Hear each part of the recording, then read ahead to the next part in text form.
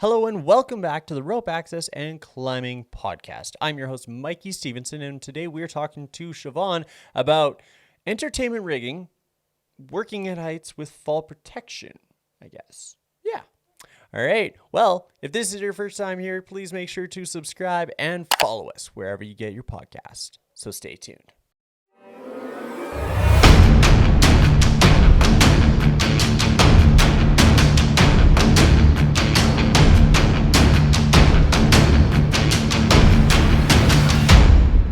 Step into your harness and get ready for a podcast about the vertical world. All right, well, let's dive into today's episode. Today, I am talking with Siobhan from the United States. She is a fall protection instructor and a rigging specialist for entertainment. So, Siobhan, do you mind just diving in a little bit further with your introduction? Just kind of tell us where you're from, really what do you do, and, areas that you kind of specialize in. Yeah, absolutely. I would love to kind of give you the summary of my career. I'm from Southern California, and I took a job as a stagehand when I was a senior in high school. Then, about a year later, I finally noticed people walking on beams, dropping rope, and I go, wow, that looks really dangerous. I want to do it too. I guess I've never really shied away from challenges. So I was approaching people, trying to find someone to mentor me. Eventually, someone agreed to mentor me. And I got started as a down rigger, which is basically the people who are part of the rigging team who do all the work on the ground. And then about a year after that, I started being an uprigger, which is all the people that are doing the industrial climbing. And that's when I was introduced to fall protection and not so much rescue, actually.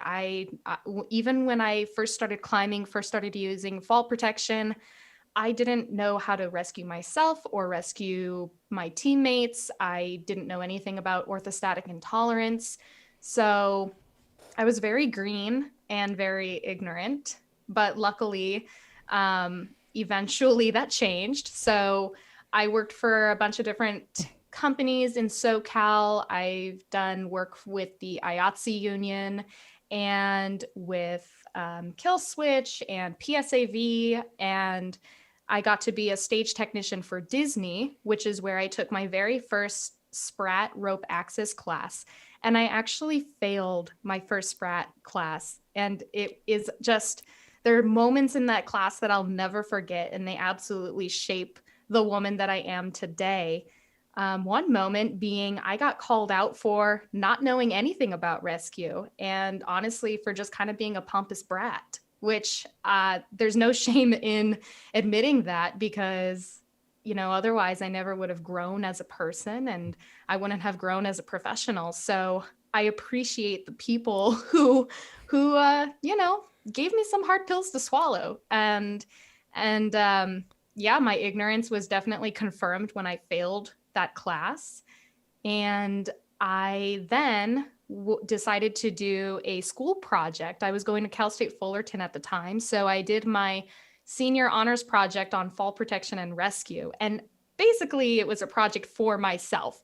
And I approached it from the angle of, what do I wish I knew about fall protection and rescue 2 years ago, a year ago, when I first started climbing? What is it that I wish I knew without relying on my mentor? Which that's a whole other story.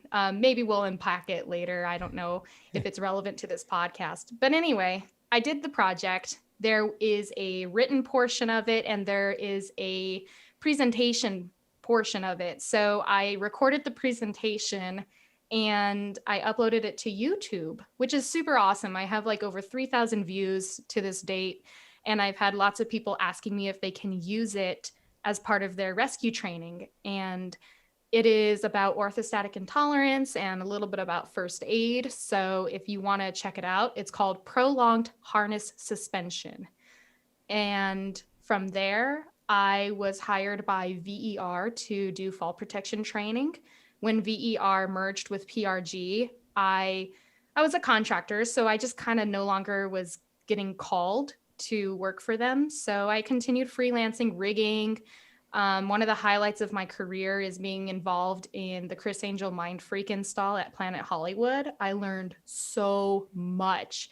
I mean, every day on that during that install, I felt like I was incompetent, but it was just definitely some serious growing pains during that time. And I'll never forget the crew that I got to work with, some amazing players in the industry. Um, so then from there, I took a job with United Staging and Rigging as a project manager.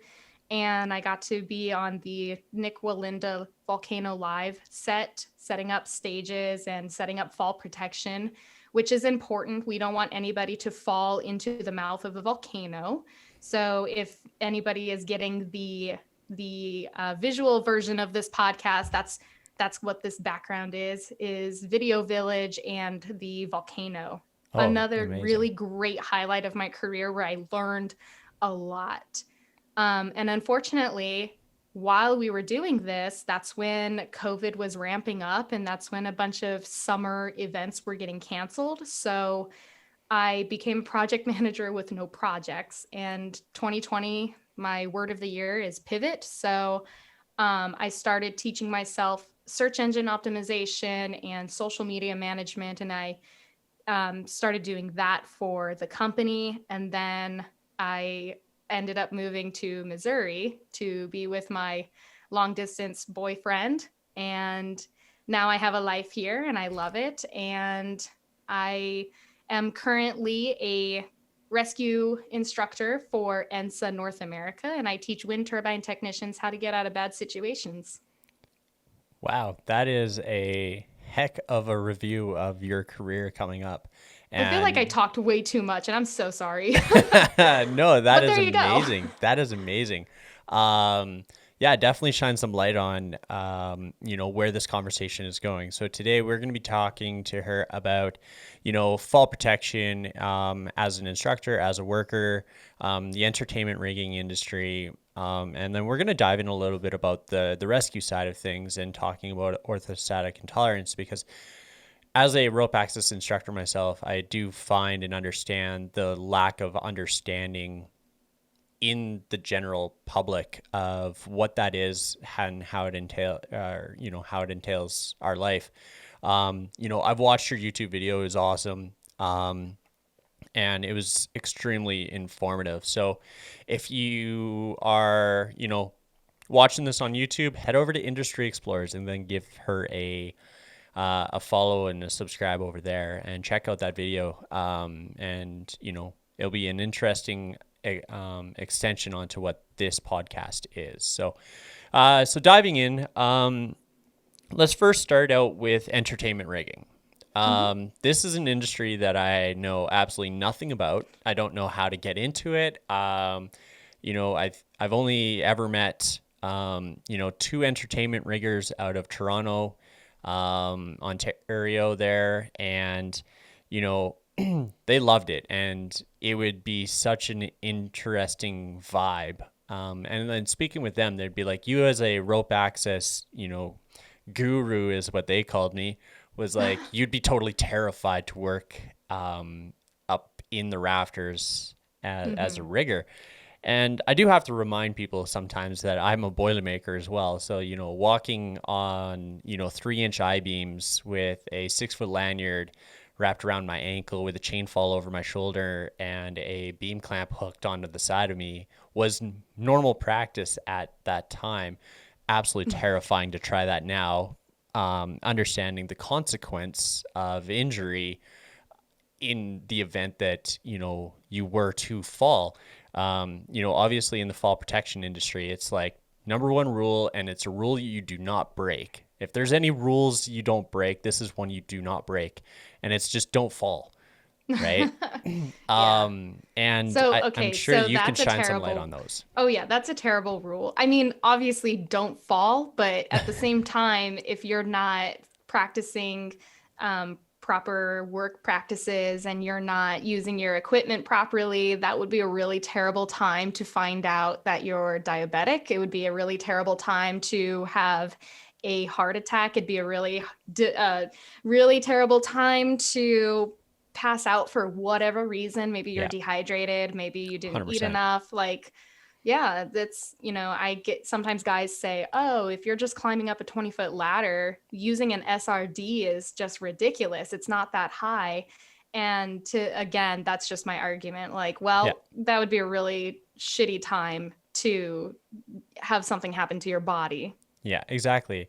You can, step off a curb and break a hip. So like, what do you expect is going to happen at 6, 8, 10, 20, 25, 100 feet, right?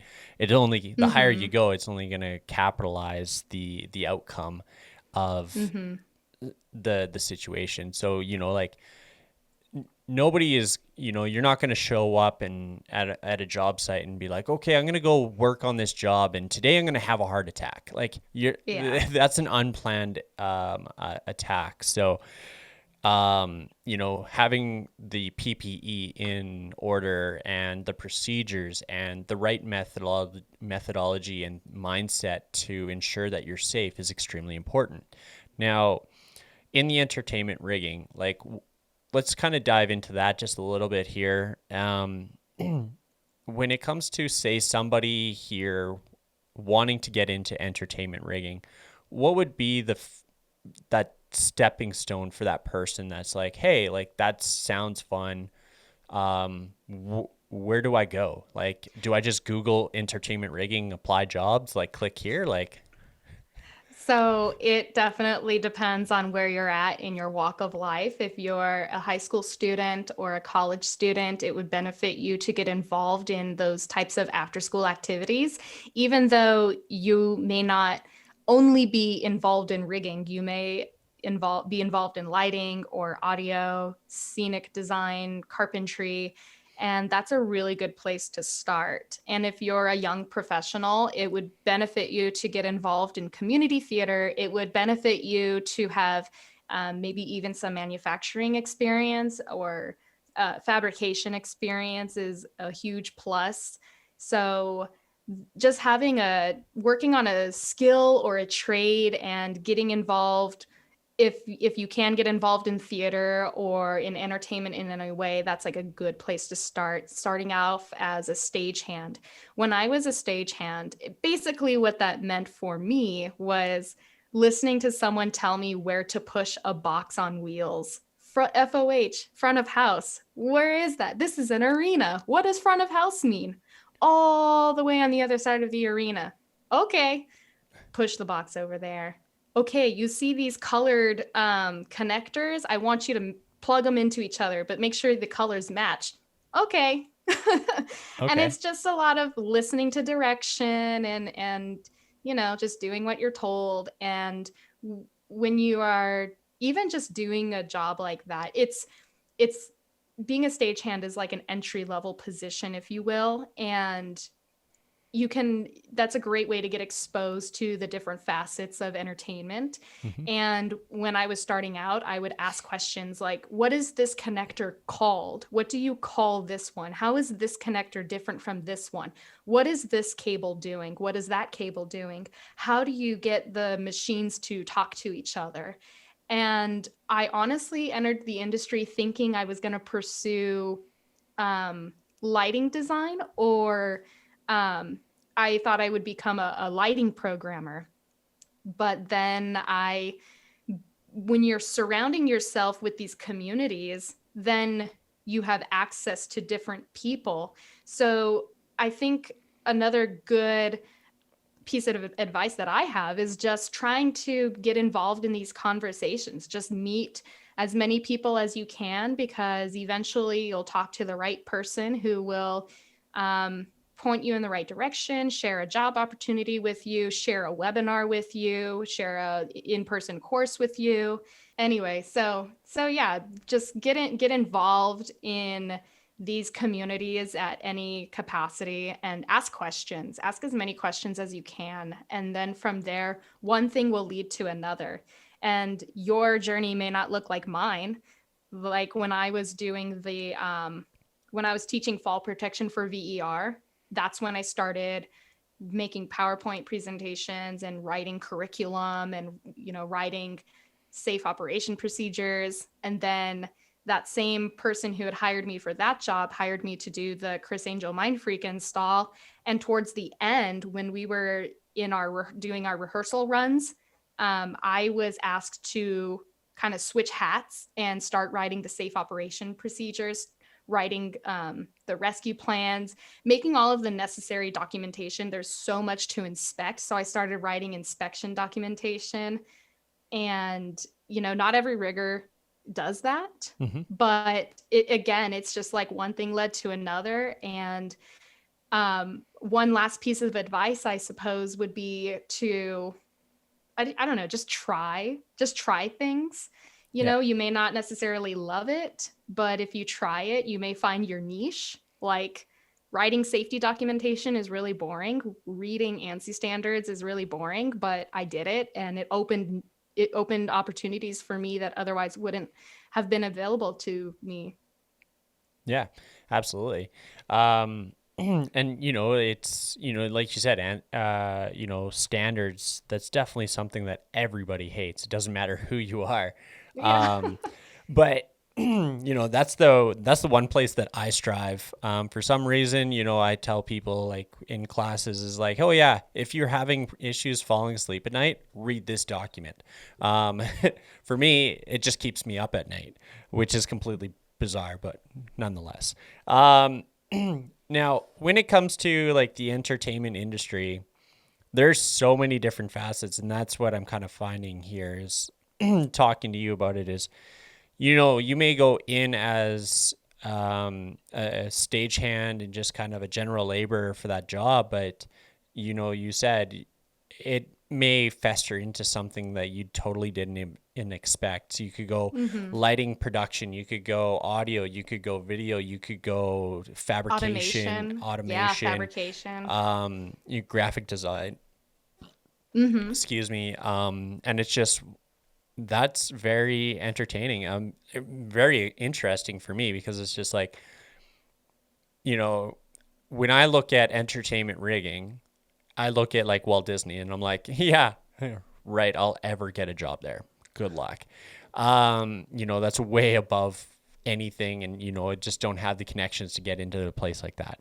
Well, even there's different facets to working at Disney. So Mm-hmm. when I was a child, my dream was to be an Imagineer. What does that mean? That means a lot of different things. Imagineering could be research and development, it could be engineering, it could involve carpentry, it can involve, gosh, I don't even like making the artist renderings. And there's different mediums in which Yeah. artists are needed, right? You could be a painter, you could be a graphic designer, you can be a, I'm gonna just butcher it's like a clay artist. Like Oh, you okay. Yeah. build model, like clay Yep. models, clay Yeah. Yeah. modeling. And so the thing that really inspired me was, again, growing up in SoCal, my family and I went to Disney pretty often. And when I was about 12, that was the 50th anniversary fireworks show. And I loved how everything was perfectly in sync with each other. I mean, even the blast of the fireworks seemed to be in sync with the sound. And I love every single aspect of it. I was one of those kids that always like looks behind me to see how the mechanics of the ride work. Yeah. So I didn't know what Imagineering really meant for me, but I tried my darndest to research and figure that out. So eventually I became a stage technician at the Disneyland Resort. That's not Imagineering, but I got to be part of the company. And when you are in the technical services department, there's different venues that you can work for. You could be a lead at one venue, you could be a general manager at another venue, you could have a temporary salary assignment, you could be like an assistant technical director, you can become a there's like different kinds of management positions. There's also um, you could be an operations manager. So the person who invited me to take the Sprat course at Disney Mm-hmm. was a, I don't know his title exam exactly, but essentially he was in charge of the rigging operations at the park, and that involves, mostly maintenance, and it can also involve installs. So during my time at Disney, Star Wars was just, they were building it. Right. And so again, just because you're a stage technician there, it doesn't mean like there's so many different opportunities for you. And I actually wasn't a rigger at Disney. I was mostly a follow spot operator for the Aladdin show, and I was also a maintenance technician for World of Color, which is a fountain show at the California Adventure Park. But again, like that just goes to show that being in entertainment and even being at the Disneyland Resort is there's so many different roles that need to be filled. Yeah, that's awesome. All right, so I guess one question that I have on the uprigger side of things would be, how has the culture changed from the time that you got into it, where you started on the safety side of things, to the time that you stepped foot in the Sprat course and got called out for the lack of knowledge, to where it is today, and the rescue methodology? Like, from my understanding of this conversation is, but when you were in the early days of your career, rescue was an afterthought, is something that people really didn't think about, didn't take into account, or even really consider. You got slapped in the face in your Sprat course, and kudos to the instructor that had the nerve to call you out on that. Mm-hmm. And then to where it is today. So do you mind shining a little bit of light on that? Oh yeah. Oh yeah, no, that's a great question. Here's a brief history lesson on entertainment rigging from Siobhan, who is like I've some people have been rigging longer than I've been alive. So, um as I from what I've heard, um you know, up until like the 70s or possibly the 80s, that's when people really started wearing harnesses. And even then, they may have been wearing climbing harnesses, sit in harnesses, not the full body harnesses that are for industrial use with the shoulder straps. So maybe you'd get people wearing a harness of some sort, and that was their fall protection. So there's no regard for lanyards of any kind or self-retracting devices, SRLs, SRDs. And by the time that I started rigging in the 2010s, like I think I started in like 2014, everyone is wearing harnesses. Not everybody on the ground was wearing a hard hat or steel-toed boots or high visibility vests.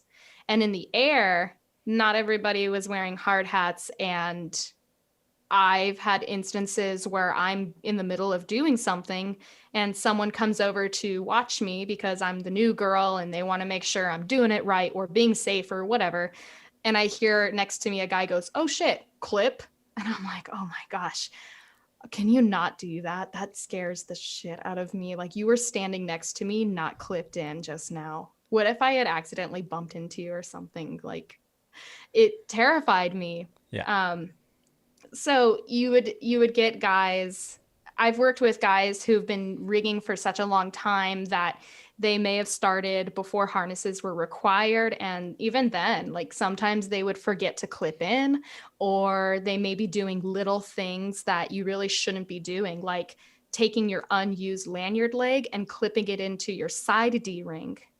Well, if you take a fall and you're clipped in on one lanyard and then it pulls on your side D-ring because that's where the second lanyard leg is, you're going to be at risk of breaking your hip or doing some pretty bad damage to your pelvic area. And so it's just like little things like that. And even then, nobody really talked about rescue before engaging in the work activities. So one time I was already climbing on scaffolding and we were taking down some lighting fixtures, and I turned to the guy next to me. I'd never met him before, and I go, "Hey, if I fall, what are you gonna do?" And he goes, "Probably pick you up with a shovel." I was like, I'm like, "Oh, I don't really want to climb with you, actually. Like, this is not good." And then I asked another guy who was next on my other side, and I go, "Okay, well, what are you going to do?" He goes, "I'm in the telecom industry and I have taken rescue courses, so don't worry, you're good." And I'm like, "All right, cool, I feel better."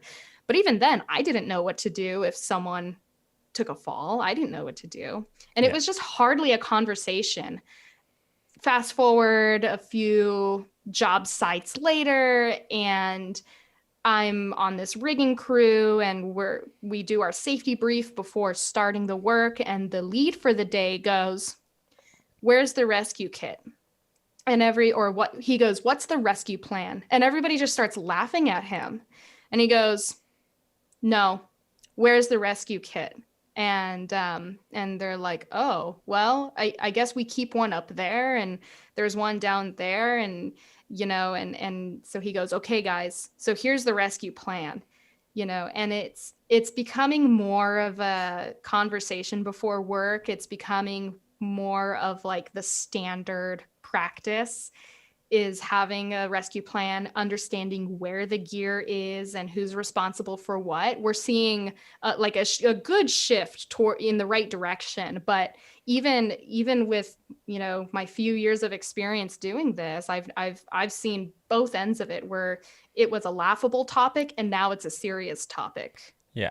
That's awesome to see that, you were able to shine light and you've kind of lived through that transition of culture of, you know, like you said, it was a laughable topic to now where it's a serious topic. And, you know, you, I would say that a big part of that for you to be more acknowledged to it is the fact that you got called out on it at one point, Mm-hmm. and now you're just that much more aware of it to be kind of prone to ask the questions and stuff like that. So obviously the rope access side of things did complement that support of thought process for you. Oh, absolutely. And during that course, I think I was probably saying something really stupid like, "Well, in the real world." And it's like, "What do you mean in the real world? You're at the Disneyland Resort. We're teaching you how to be a rope access technician. Shut up." Yeah. And I was probably saying something like, stupid like that, like, "Well, in the real world." And that's when the instructor goes, "What's your rescue plan?" And I'm like, "I don't know. We have this stick and you're supposed to use the stick to rescue someone." And he goes, "You don't know what your rescue plan is, and you're going out there and climbing around and just engaging in all this activity?" And I'm like, "Well, yeah." Like, and I'm that's just kind of young and like, stupid. Leave me "I'm just alone. young and no, that's how that moment went. Yeah. And the stick, by the way, is the rollgless. It's the DBI Sala rollgless. Yeah. That's the stick that I was talking about. I don't even know what it was called. And there was another time where I was asking about the rescue plan, and I asked this guy, "Hey, what's the rescue plan? Because I'm climbing up there with you guys and I want to know." And he goes, Yeah. "You don't need to know the rescue plan." And I'm like, "Huh, well, if something happens to you, you're going to want me to know what the rescue plan is. I'm Yeah. not here to challenge your authority or your experience, because you've been doing this longer than I've been alive, but I still, it's not a guarantee that the new guy is going to be the one to fall. No, absolutely. Someone who's experienced, you never know." When we are loading out a show at night after a concert, Hmm. and if you're doing something in an outdoor amphitheater, oftentimes condensation will build up on that steel and it becomes very slippery. Oh yeah. So even if you're experienced, you may slip. Oh yeah. So I go, "Yeah, I would like to know what the rescue plan is." And he goes, "Fine." And he goes to like this little room on the side of the amphitheater, and he's looking for our rescue kit and he can't find it.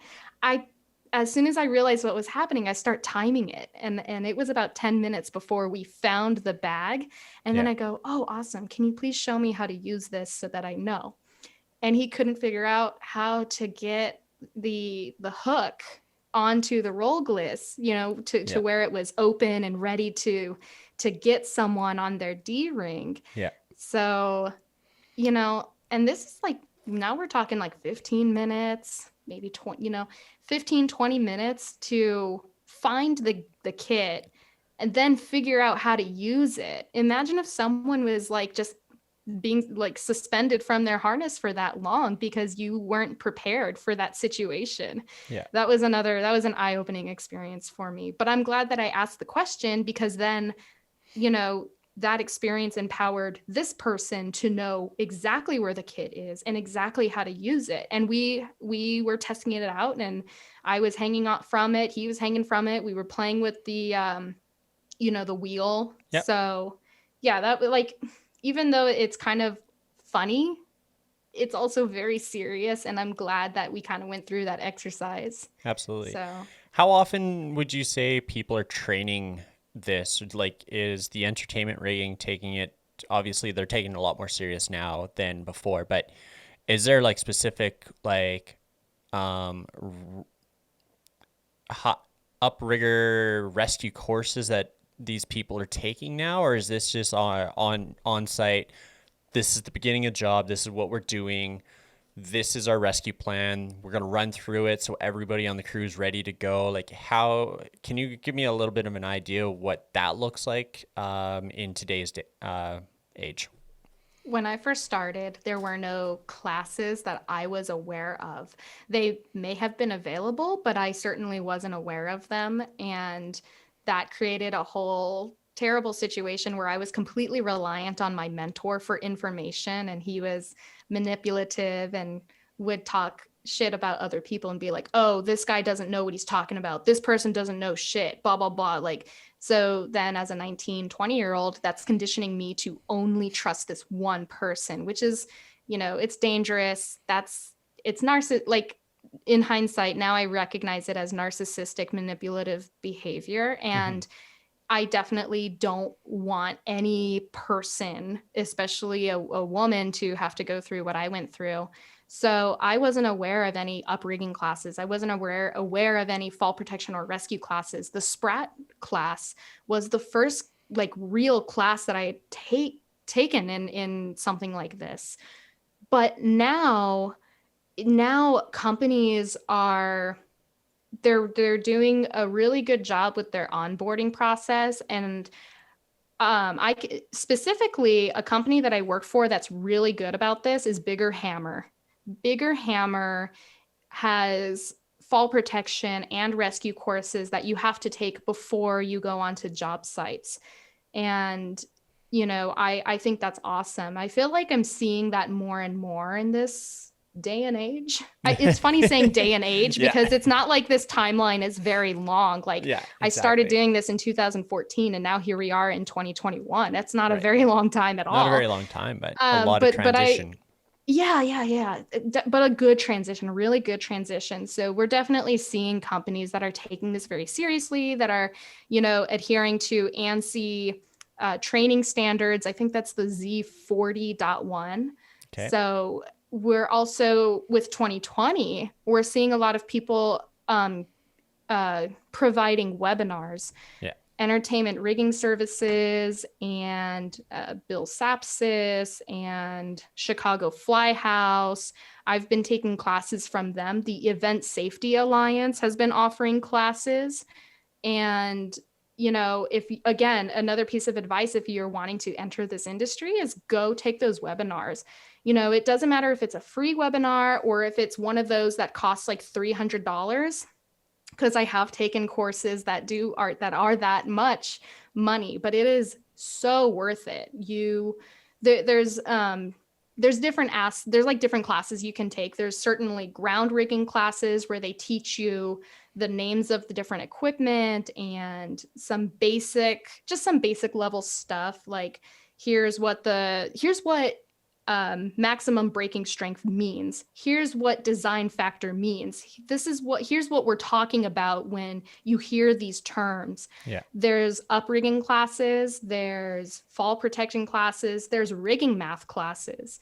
Because physics is physics, structural analysis is structural analysis, and that stuff doesn't change. So if you're a crane rigger and you're learning how much force is applied to your slings when you're subjecting them to a load, we do the same thing. Mm-hmm. We work with wire rope sling, work synthetic sliding on angles and like all that jazz. So there's certainly online classes that you can take, and that's the good thing that 2020 has brought to the entertainment industry, is an increase in those learning opportunities. And I wish I had that when I first started.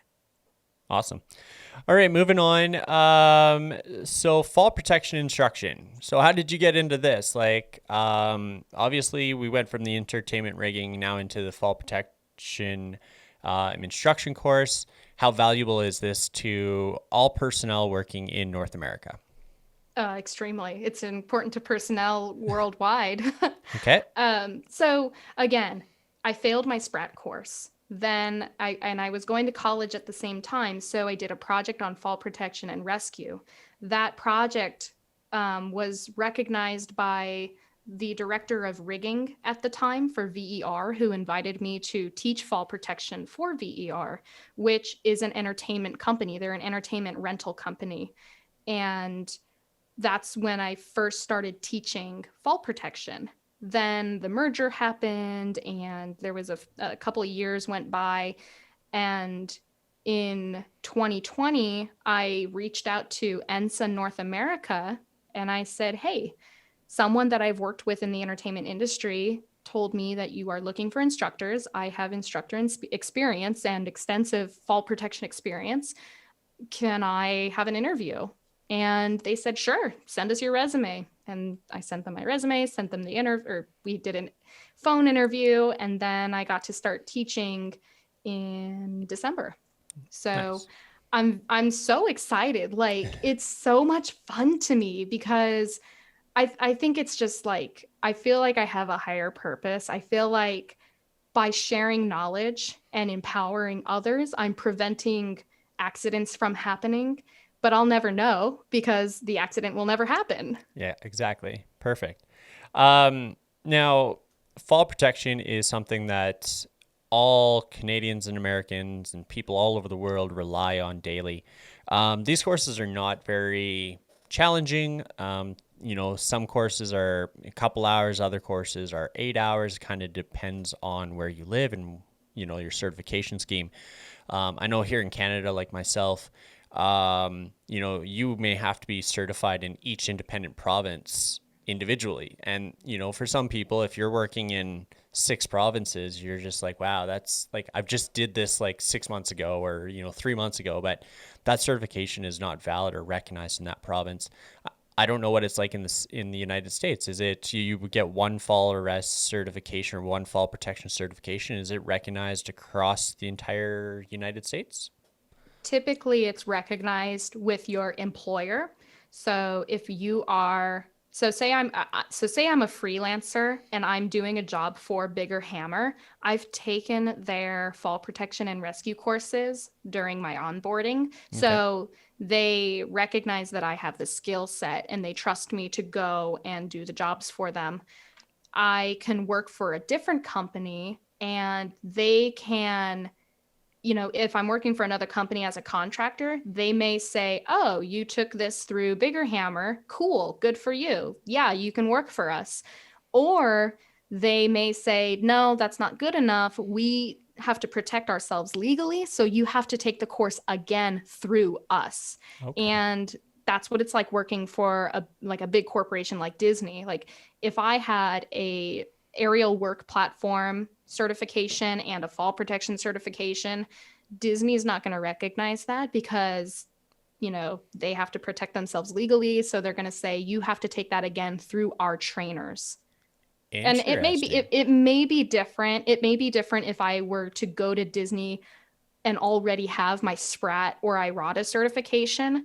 But even then, if I had a SPRAT certification and I went to a company like Disney, they may say, okay, well, why don't we let's schedule a day and kind of go through what our expectations are and see if your training aligns with our expectations. If I walked in there with an IRATA certification, they may not recognize that. They may say, okay, well, we recognize you have that certification, but we're a SPRAT company, so we're going to require that you go through the course. So again, like it's less based on the state and it's more based on your employer, whether Interesting. you're a contractor or part-time or full-timer. Interesting. That's never been explained to me like that in the United States. I genuinely didn't know so how it worked there. So, yeah. So if you go from 6 different companies, you may end up having to go through the training 6 times that year.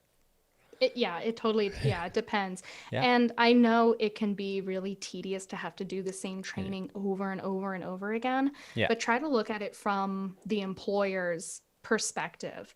Like 100%. if like okay, say you're looking for a babysitter for your kid. You're not going to just trust someone that you don't know to babysit your kid. You're going to want to vet them. You're Yeah. still going to want to interview them. You're still going to want to figure out if they have like a first aid certification, or you're going to want to make sure that they are meeting your expectations as a parent. Same thing with a company. They want to make sure that you are meeting their expectations. And training can be different. It can fluctuate a little bit between companies, Hmm. but if we have to adhere to OSHA standards, we have to adhere to, well, you don't have to adhere to ANSI standards, but most people do. Yeah. So again, it's really all about ensuring that you are meeting expectations. Yeah, for sure. Awesome. Now, extending on this, I would love to talk a little bit about partially your video, I guess, on orthostatic intolerance, but just dive into the conversation of that in itself. What is it? What's the onsets? What are kind of side effects? Short-term or long-term side effects? I don't know which is best to kind of talk about. Mm-hmm. Um, and you know, more so, I want to really dive into is pronability. So, who is more prone to orthostatic intolerance? Is somebody that is 19 years old, fresh off the track team, highly acceptable, or is the person that's 65 years old that's a heavy smoker more acceptable? So, that's kind of the dynamic I'm kind of looking for here. Cool. Yeah, that's a really good question. So people who may experience the onset of actually, let me back up here. What Orthostatic, is like, I guess yeah, let's start off with what is orthostatic intolerance and for kind of sure. describe what it is or other trade names, if you will. So, a lot of people know this as suspension trauma or harness hang syndrome. But in my video, I really try to avoid using those terms because they're not super accurate. It's not the most accurate way to describe what's happening physiologically. So, I use the term orthostatic intolerance because that's exactly what it is. If you've ever watched funny home videos and someone is standing at a wedding and then they pass out, or you see someone in the military standing at attention for a long time, they lock their knees and then they pass out. That's orthostatic intolerance. It's you're the you are standing straight in an inert position, so you're not moving. And the way that this happens for people who are working at height is when you're connected to your harness D ring in on your back, your dorsal D ring, that is your harness is designed to keep you upright within a 30-degree angle. So that's how it's being in that position is the same as standing at attention and locking your knees. So then what happens when you're in that position is your your heart can only pump so much blood at a time, right? There's only so much blood pressure coming from your heart because that's the pump.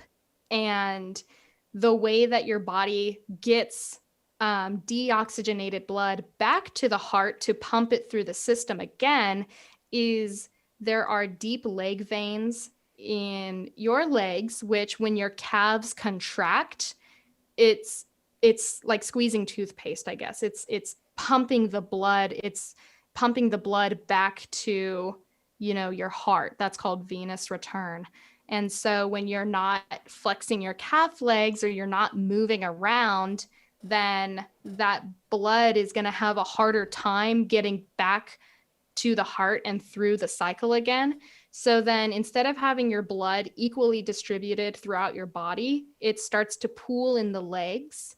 And then your body wants to pass out, because when you pass out, you get into a horizontal position and you're not fighting gravity. So then the blood is able to return back to the heart and get distributed to your tissues and your vital organs and your brain. So some of the symptoms that you may experience include dizziness. Your vision may be fuzzy or go dark. Like, it's basically the same symptoms that you experience if you're about to pass out, if you've ever experienced what that's like. So some ways to manage that is by staying calm. If you can flex your legs, do that. If you've got suspension trauma straps, step into that. If you don't have trauma straps, then try to find something else that's on your rig. Maybe you've got a sling that you can use and rig it up to you somehow. If you've got a structure nearby, try to stand on or against the structure. And that's like a good scenario. But if you're already passed out, then you can't manage orthostatic intolerance that easily. So then you become susceptible to hypoxia, which is a lack of oxygen going to your brain. Mm-hmm. You may suffer from rhabdomyolysis, which is when the tissues in your muscle break down, and then that breakdown enters your bloodstream, which is bad. But I will say that with rhabdomyolysis, that process takes about 4 to 6 hours. So yeah, really what I think you're trying to prevent is hypoxia. So what else? And people who are more, so the way that you delay the onset of symptoms, again, is by flexing your calf muscles and staying hydrated and making sure that you are getting enough nutrition in your body. And let's see, I think, if I'm remembering correctly, gender doesn't really affect the onset of symptoms. Your level of experience, your level of climbing experience also doesn't affect your susceptibility to orthostatic intolerance. Okay. So someone who's been climbing for 1 year could be just as susceptible as someone who's been climbing for 19 years. Really, I think what it comes down to is just your level of, not, I don't want to say your level of athleticism. It's just every body is different. Like, every individual body is different, if that makes sense. So in a study that I talk about in my presentation, they conducted a study to see how long it takes to experience the symptoms, and it varies. It can be as few as 3 minutes to as much as an hour, but I think the average time was about 17 minutes. You may want to go look at my video and double check me on that. Or you can, if you're curious about this study, go to Project Sospesi, and then you can read all about it there. Excellent. No, that's great. It's something that obviously we don't talk a lot about in the rope access industry. In a lot of cases, it doesn't happen that often, if ever. It doesn't really happen often, and certainly not in the rope access industry. As you know, you're suspended on the front side of the harness, not the back side of the harness, puts you in a better sitting position for longer periods of time. The ability to, move is there, right? You always have a foot loop to stand on. You can move around. You can connect yourself to structures. You can go up and down ropes. You can do a Hmm. lot of things. Obviously, Hopefully you haven't hit your head exactly. while you've Yeah. fallen, because if you are away from your anchor and you fall and you do a swing fall into an object, Yeah. you're going to feel the same amount of force than you would if you had just fallen straight down. Yep. So that's why swing fall mitigation is highly important. Yes. And there's so I coming from entertainment, it is so rare that you have a clear shot below you. There's usually a bunch of obstructions beneath you, and there's definitely the possibility of breaking an arm or a leg or hitting your head on the way down, which, Yeah. again, even when you're climbing, hard hats are super important for that reason. Yeah. That's if you're conscious Yeah. and waiting to be rescued. You can't self-rescue, so you're waiting for your team to come get you. Hopefully you're conscious, because then you'll be fine. Yeah. You'll truly be fine. But but if you're unconscious, then that you're at greater risk of hypoxia, and you're just at greater risk of long-term damage. Yeah. Absolutely. Is there been any studies of short-term, long-term complications? Hmm. Mm, you know what? I don't really know. Okay. I don't think I'm in a position to talk about that in great detail, because it's been a while since I've read any studies about this, Yeah. and I'm also not a medical professional. I'm first aid CPR certified, and that's it. Like, when it comes to handling someone who is, in a bad situation, I don't need to exceed my level of training. And that's really important for anyone doing anything, is never exceed your level of training. Yeah. So my level of training has taught me to, assess the victim for external bleeding, for heavy bleeding. And the first thing you need to do is stop the bleed. Then you want to pay attention to any possible neck or spinal injuries. And if that's the case, you need to try to keep the person immobile, because you don't want to deal with that. Look for, you know, I guess, protrusions of bones, or then you just want to, if the person's in shock, if the person is like hysterical, you want to try to calm them down. Like, part of first aid is providing psychological first aid. Hmm. So yeah, keeping someone calm is highly important. But as far as like long-term or short-term consequences, that's like beyond my level of expertise. Fair enough. And that just goes to show, like, also another thing for other people that are listening or watching this is make sure that you stay within your current certification requirements. You may have had greater certification at one point, but at this time that you are certified to a certain standard or discipline, that's what you're allowed to operate to. You're not allowed to operate to something, you know, 5, 6 years ago that you were certified at a higher level. So make You sure have to that think you're, about yeah, you have to think about how is it going to hold up in court, right? yeah, In the United States, we talk about the Good Samaritan law. So when you are going through first aid training, something that is extremely important is consent, right? You need to have consent to administer first aid on someone. So if they're conscious, the Red Cross trains you to approach them and say, "Hi, my name is Siobhan. I'm trained in first aid through the American Red Cross. I've noticed that you seem to be feeling ill. Can I assist you?" And that is something that they really drill into you. yeah, If someone is choking, then there's like the universal sign for "I'm choking." Usually people will put their hands around their throats. Even in that instance, you have to say, "Hi, my name is Siobhan. I'm trained in first aid through the Red Cross. You seem to be choking. Can I assist you?" And hopefully they nod. hopefully they nod and But I mean, yeah. yeah, So then you can do the Heimlich maneuver. Or if someone is unconscious and they're non-responsive, you still have to go up to them and tap on their shoulders and be like, hello, hello, hello, are you okay? Hello, hello, hello. And then if there's nothing, it's assumed that they need help. So Yeah, then you go through and do what you were trained to do. And that's like the Good Samaritan law is supposed to protect you in those situations.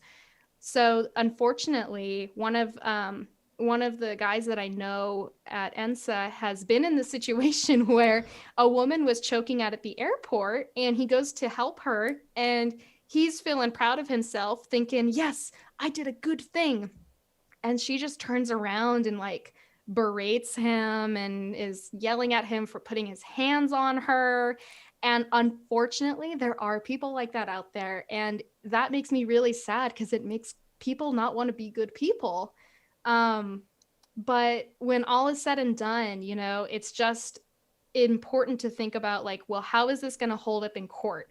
If I have advanced training from 6 years ago, but that certification is no longer valid, and I'm, you know, testifying, and the judge or the attorney or whoever says, well, why did you do that when your certification is expired? What if there was new research that came out within, you know, in the time that you didn't have that certification and you didn't have the most up-to-date training, you know, then you're not going to have a good case. So that's just yeah, a very important thing to think about when you're doing any kind of at height work or any kind of rescue work.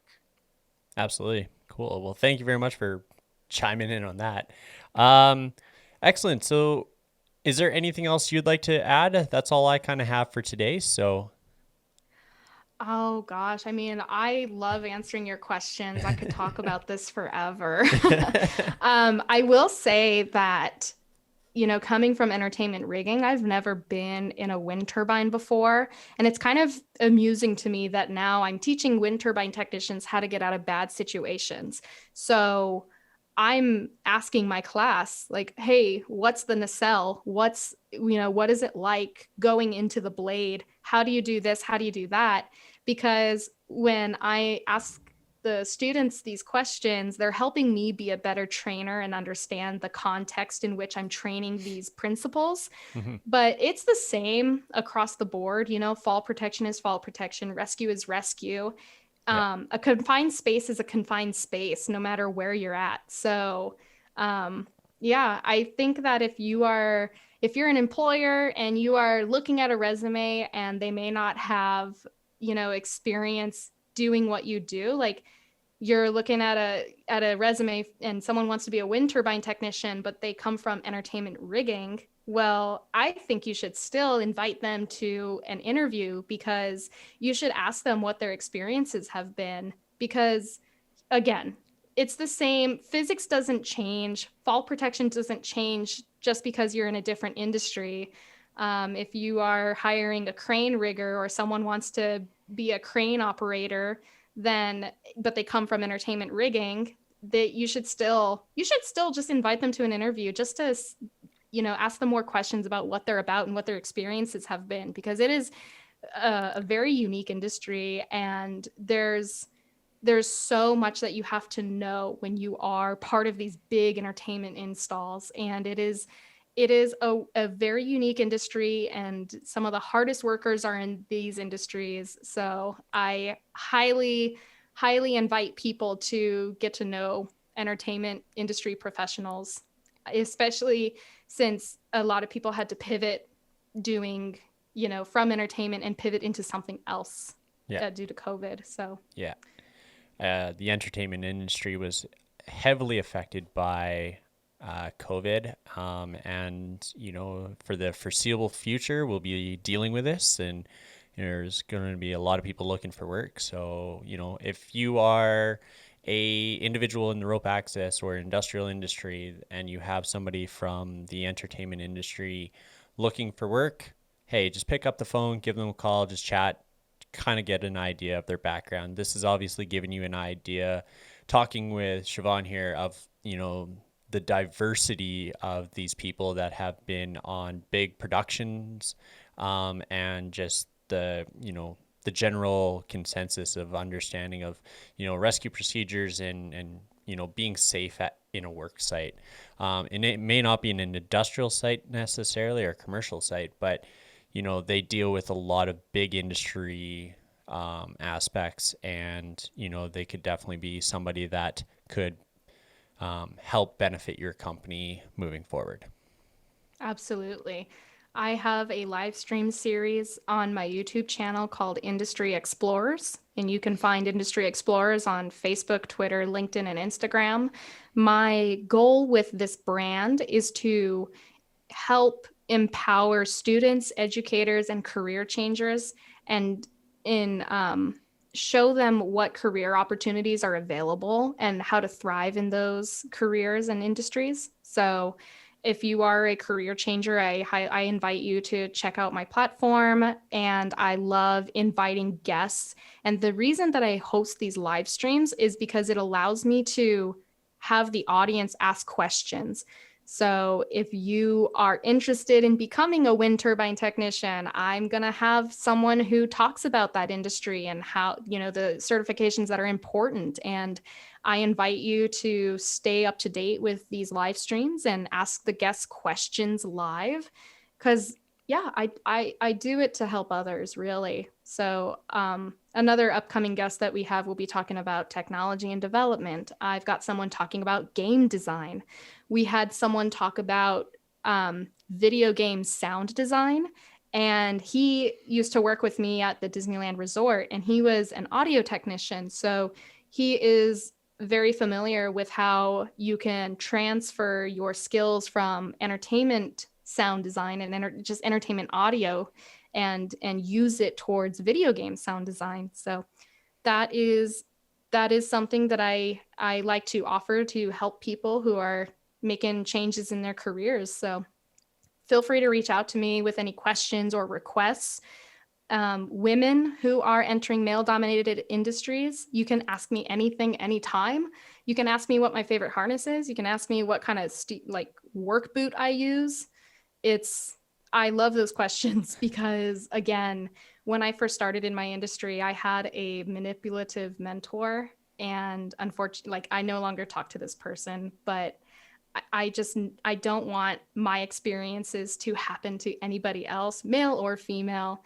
And I invite anybody to reach out to me anytime. I am most responsive on LinkedIn. You can find me at Siobhan Colleen. Excellent. Thank you so much. It's been a pleasure chatting with you and kind of getting an idea of a new industry that I'm not familiar with. Yeah, likewise. Cheers. All right. Well, thank you, Siobhan, for that. All right. Well, thank you very much, Siobhan, for that conversation. That was awesome. Definitely enlightened me on a couple different things, much like the orthostatic intolerance. It's definitely something that I'm not expert in, that's for sure. But yeah, it's also good to kind of get a different perspective on entertainment rigging. Obviously, I'm not in that industry. And I have so many questions and so many kind of what to's and what's it like and all that sort of thing. So definitely thank you very much. Also, don't forget to comment below and let her know where you're at or what you're doing. And if you're interested in more information about entertainment rigging, let us know in the comments below. If you like this episode, please make sure to hit the like button, subscribe to the channel if you haven't already, hit the bell for notifications as I put out new content every Sunday, and don't forget to follow us wherever you get your podcast. Until next time.